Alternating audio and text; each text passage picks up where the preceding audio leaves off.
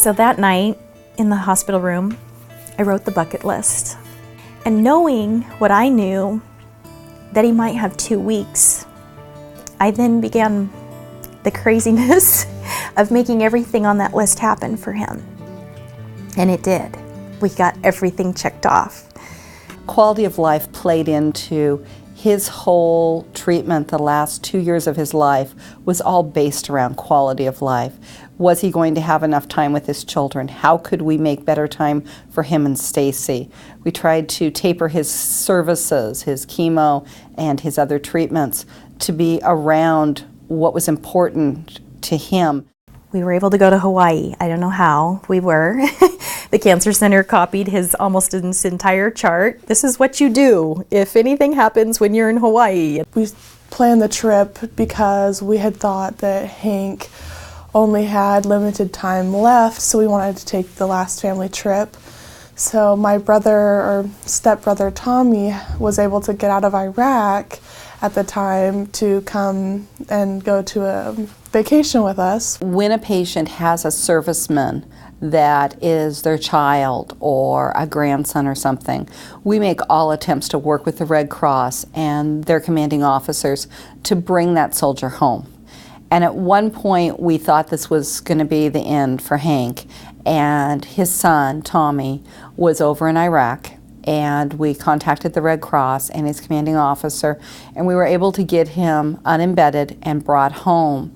Took time off work and time off school, you know, just what was most important.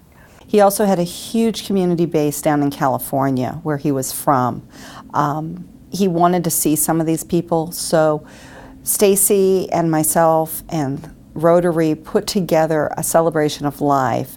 We had a celebration of life with over 300 people, and the media came, and our doctors came, and our nurses came, and it was a wonderful day. And he laid on a blanket, and people came and laid on the blanket next to him and just talked to him. We had pictures and pictures and pictures. And so at the celebration of life, many phone calls. We got 2 Dodge Chargers to pull up to the party. Then once the Chargers came, that was exciting. Got to ride in one of those. That was really fun. And I had forgotten what it's like to not have air conditioning in a car. Oh, it was very warm, but man, he loved it. And one of his loves was ices.